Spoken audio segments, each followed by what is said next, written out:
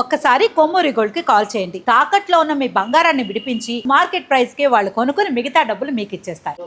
Hello అండి, అందరికీ నమస్కారం. ఈరోజు తమిళనాడు, బెంగాల్లో ఎన్నికల పోలింగ్ జరుగుతూ ఉంది. పశ్చిమ బెంగాల్లో మొత్తం 294 స్థానాలు ఉండగా 152 స్థానాలకు పోలింగ్ జరుగుతుంది. మిగతా స్థానాలకి ఏప్రిల్ 29వ తారీఖు ఎన్నికల పోలింగ్ జరిగింది. మే 4వ తారీఖున ఫలితాలు వస్తాయి. అలాగే తమిళనాడులో కూడా 234 స్థానాలకు అంటే ఏకదఫానా అక్కడ పోలింగ్ జరుగుతూ ఉంది. తమిళనాడు ఎన్నికల ఫలితాలు కూడా మే 4న రాబోతూ ఉన్నాయి. మొత్తంగా ఎన్నికలు జరుగుతున్న 5 రాష్ట్రాలకు సంబంధించినటువంటి ఎన్నికల ఫలితాలు మే 4న వస్తాయి. అస్సాం, కేరళ, తమిళనాడు, పశ్చిమ బెంగాల్, పుదుచ్చేరి ఈ 5 రాష్ట్రాలకు సంబంధించినటువంటి ఎన్నికల ఫలితాలు మే 4వ తారీఖు వస్తాయి. అయితే ఇప్పుడు అందరి చూపు బెంగాల్ మీదనే. బెంగాల్లో ఏం జరగబోతుంది, ఎవరు గెలవబోతున్నారు, ఈసారైనా మమతా బెనర్జీని ఓడించి బీజేపీ అధికారంలోకి రాగలదా, మళ్ళీ మమతానే గెలిచి 4వసారి ముఖ్యమంత్రి అవుతారా? అందరిలోనూ ఉన్నటువంటి ఆసక్తితే. అంటే దేశమంతా ఒక కోరిక ఉంది, బెంగాల్లో మరో రకమైన పరిస్థితి ఉంది. దేశమంతా ఉన్న కోరిక ఏంటి? ఈసారి బెంగాల్లో మమతా ఓడిపోవాలి. బెంగాల్ ద్వారా బంగ్లాదేశీయులు మన దేశంలోకి చొరబడి మన దేశంలో అశాంతికి కారణమవుతున్నారు. అసలు ఇంకొక మాట ఏంటంటే బెంగాల్లో శాంతి భద్రతలు లేవు. బెంగాల్లో అరాచకం రాజ్యం వెళుతుంది. అక్కడ వేరే రాజకీయ పార్టీల కార్యకర్తలు కూడా ఉండటానికి అవకాశం లేకుండా ఒక హత్యాకాండ నడుస్తూ ఉంది. బెంగాల్లో అభివృద్ధి లేదు.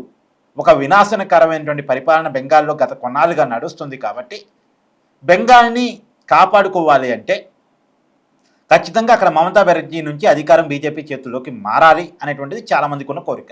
అంటే బీజేపీ చేతుల్లోకి అధికారం రావాలి అనే దానికంటే మమతా అధికారం నుంచి పోవాలి అనే కోరిక మాత్రం అందరిలోనూ ఉంది. ఈవెన్ బీజేపీని వ్యతిరేకించే కాంగ్రెస్ కమ్యూనిస్టుల్లో కూడా మమతా అక్కడ ఓడిపోవాలనే కోరికే ఉంది.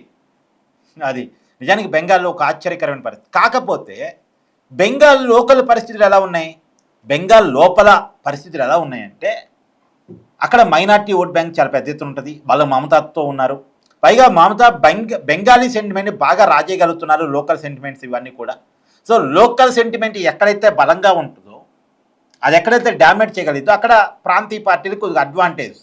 తమిళనాడులో అదేగా, ఇప్పుడు బెంగాల్లో కూడా అదే మమతాకు అడ్వాంటేజ్ అవుతుంది. దాన్ని ఉపయోగించుకునే 4వసారి ముఖ్యమంత్రి కాగలను అని చెప్పేసి ఆమె ఆశ. నిజానికి సర్వేలు ఏం చెప్తున్నాయి? సర్వేలు అయితే మిక్స్డ్గా చెప్తున్నాయి. కొన్నేమో బీజేపీ రాబోతుందని చెప్తున్నాయి, కొన్నేమో లేదు మమతాదే తిరిగి అధికారం అని చెప్తున్నాయి. ఎవరు చెప్పినా నిన్న ఒక సర్వే వచ్చింది, 170 స్థానాలు బీజేపీకి రావచ్చు, 130 స్థానాలు తృణమూల్ కాంగ్రెస్ రావచ్చు, బీజేపీదే అధికారం అని చెప్పేసి పొలిటికల్ వ్యూస్ ఏదో సర్వే చెప్పారు. సరే, ఈ సర్వేలు మనం నమ్మటానికి లేదు, ఎందుకంటే వాళ్ళు పొలిటికల్ మోటివ్తో ఉంటారు. ఆ సర్వే ద్వారా ప్రజల్ని మోటివేట్ చేయడం కోసం మామూలుగా ఏంటంటే ప్రజల్లో ఒక 15-20% మంది ఎవరు గెలుస్తున్నారనుకుంటే వాళ్ళు కోటేస్తారు. గెలిచే పార్టీ కోటేయడం ద్వారా గెలుపులో మా భాగస్వామ్యం ఉంది కదా అని చెప్పుకునేటువంటి ఓట్ బ్యాంక్ ఉంటుంది. కాబట్టి అలాంటి అంటే ఇక్కడ ఈ పార్టీయే గెలుస్తుంది అనేటువంటి ఒక ప్రచారాన్ని జనంలోకి తీసుకెళ్తే, మౌత్ టాక్ని తీసుకెళ్తే ప్రజలు ఆ పార్టీకి ఓటేస్తారు అనేటువంటి కారణం చేత చాలా సర్వేలు వాళ్ళ పొలిటికల్ మోటివ్ తోటి ఇగో గెలిచేది ఈ పార్టీ అనేటువంటి నమ్మించడం కోసం సర్వేలు విడుదల చేస్తూ ఉంటారు. కాబట్టి ఈ సర్వేలు మనం కాదు, కానీ వాస్తవంగా నాకున్న అంచనా అయితే అక్కడ ఇప్పటికీ తృణమూల్ కాంగ్రెస్కి అడ్వాంటేజ్ ఉంది. తృణమూల్ కాంగ్రెస్ 160-170 స్థానాల వరకు రావచ్చు, బీజేపీ 130 స్థానాల వరకు రావచ్చు. అయితే బీజేపీ బాగా పెరిగింది, తృణమూల్ కాంగ్రెస్ బాగా తగ్గింది. ఫర్ ఎగ్జాంపుల్ 2021 ఎన్నికల కంటే ముందు బీజేపీకి ఉంది 3 అసెంబ్లీ సీట్లు, అది పశ్చిమ బెంగాల్. కానీ 2021లో ఏకంగా 77 సీట్లని బీజేపీ సాధించగలిగింది. ఈసారి ఆ 77 దగ్గర రెట్టింపు కావచ్చు, రెట్టింపుకి కొద్ది తక్కువ అయినా కావచ్చు, 130 స్థానాల వరకు బీజేపీ సాధిస్తుంది అనేది. అక్కడ మ్యాజిక్ ఫిగర్ 148. మ్యాజిక్ ఫిగర్ కంటే ఒక 20 సీట్ల దూరంలో బీజేపీ ఆగిపోయిద్దా, లేదా 15 సీట్ల దూరంలో బీజేపీ ఆగిపోయిద్దా అనేది ఇక్కడ నడుస్తున్న చర్చ. ఇప్పుడు ఆ పరిస్థితి నిజానికి అక్కడ ఉంది. అయితే తృణమూల్ కాంగ్రెస్ ఏమి గొప్ప విజయం, తృణమూల్ కాంగ్రెస్ బలం తగ్గింది. గతంతో పోల్చినప్పుడు గతంలో 200కి పైగా సీట్లు వచ్చిన తృణమూల్ కాంగ్రెస్ ఇప్పుడు 170 సీట్లకి 160 సీట్లకి పరిమితం అయ్యే పరిస్థితి కదా. కాబట్టి మ్యాజిక్ ఫిగర్ కంటే తృణమూల్ కాంగ్రెస్కి ఒక 20-30 సీట్లు అదనంగా వస్తున్నాయి. కాబట్టి తృణమూల్ కాంగ్రెస్కి అదనంగా వచ్చే 20-30 సీట్లని తమ వైపు లాక్కోగలిగితే అధికారం మాదే అనేది బీజేపీ ఆలోచన. ఇప్పుడు ఎగ్జాంపుల్ అండి, మీకు అర్థమయ్యేలా చెప్తా. 2021 ఎన్నికల్లో ఒక 40 సీట్లలో బీజేపీకి తృణమూల్ కాంగ్రెస్కి మధ్య 10,000 మాత్రమే అంతరం. 10,000 మెజార్టీతో తృణమూల్ కాంగ్రెస్ బీజేపీ మీద గెలిచింది. ఆ 10,000 ఓట్ బ్యాంకులో ఒక 6,000 తృణమూల్ కాంగ్రెస్ ఓట్ బ్యాంకుని గుంజేసి బీజేపీ తన ఖాతాలో వేసుకుంది అనుకోండి. అక్కడ 6,000 తగ్గుతాయి, ఇక్కడ 6,000 పెరుగుతాయి. అర్థమైందిగా మీకు? అప్పుడు చిన్న మెజార్టీతోనైనా బీజేపీ గెలిచింది, ఒక 2,000 మెజార్టీతోనైనా బీజేపీ గెలిచింది. ఎందుకో అక్కడ ఓట్లు తగ్గాయి, వీళ్ళకి ఓట్లు పెరిగాయి. ఆ ఓట్లు వచ్చి ఇటు చేరాయి కాబట్టి వీళ్ళ స్ట్రెంత్ పెరిగింది, వాళ్ళు మైనస్లో పడ్డారు. కాబట్టి బీజేపీ గెలవడానికి అవకాశం వస్తుంది. ఆ ప్రయత్నంలో నేను ఇప్పుడు ఉన్నారు.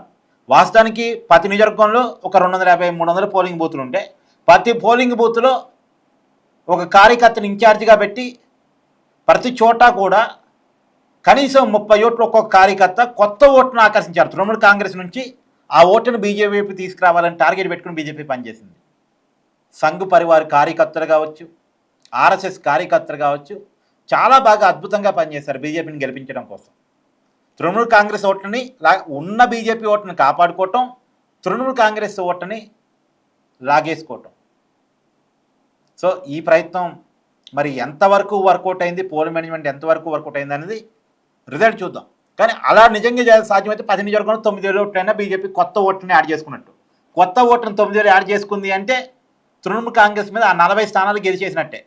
ఏదైతే లిటిల్ బిట్ మెజార్టీతో పోయినసారి ఓడిపోయినాయి ఉన్నాయో ఆ 40 స్థానాలు వచ్చినట్టు లెక్క. పైగా ఇప్పుడు పోలింగ్ సమయంలో సరిపేరుతో 86 లక్షల ఓట్లు 86 లక్షల ఓట్లు తొలిగాయి. 86 లక్షలు ఎక్కడ తొలిగాయి? ఎక్కువగా బోర్డర్స్లో తొలిగాయి. బంగ్లాదేశ్, బెంగాల్ బోర్డర్స్లో తొలిగాయి. అక్కడ ఎక్కువగా ఉంటే తృణమూల్ కాంగ్రెస్ ఓట్లే. ఆ తృణమూల్ కాంగ్రెస్కి బాగా బలం ఉన్నటువంటి నియోజకవర్గాలు, అక్కడ ఈ ఓట్లు తొలిగాయి. కాబట్టి తృణమూల్ కాంగ్రెస్ బలం క్రమంగా తగ్గింది. పైగా ఒక 5-6 లక్షల ఓట్లు బీజేపీ యాడ్ ఆన్ చేసుకోగలిగింది అనేటువంటిది. దాని మీద మమతా కోర్టుకు కూడా పోయిందిగా, బీజేపీ ఒక 6 లక్షల ఓట్లని అదనంగా యాడ్ చేసుకుందంటే అని. మరి కొత్తగా ఓటు అప్లై చేసుకున్న వాళ్ళు ఉంటారుగా, వాళ్ళు యాడ్ చేసుకున్నట్టేగా. సో అని యాడ్ చేసుకున్న వాళ్ళలో ఏమైనా పొరపాటు ఉందా, అతను అనర్హుడైనా సరే ఓటు అప్లై చేసుకున్నాడా, ఇది నిరూపించగలిగితే ఓటు తీసేస్తారు తప్ప ఓ పార్టీ వాళ్ళు యాడ్ చేసుకున్నారని చేసుకుంటారు. దాన్ని ఎవరు తప్పు పట్టలేరు కదా. సరే కోర్టు అదే ప్రశ్నించింది మమతా బెనర్జీని. మొత్తానికి ఎన్ని రకాల ప్రయత్నాలు చేయాలో అన్ని రకాల ప్రయత్నాలు బీజేపీ చేసింది ఈసారి. కాబట్టి ఏదో ఒక నమ్మకం, ఒక మూలన బీజేపీ కొట్టగలిగింది అధికారాన్ని అని చెప్పేసి ఒక నమ్మకం. కానీ రియల్ అడ్వాంటేజ్ అయితే తృణమూల్ కాంగ్రెస్కి ఉంది. కానీ రకరకాల మ్యానిపులేషన్స్, రకరకాల క్యాలిక్యులేషన్స్, రకరకాల ప్రయత్నాలు ఫలిస్తే బీజేపీకి గెలవడానికి అవకాశం ఉంది. చూడాలి ఏం జరగబోతుంది.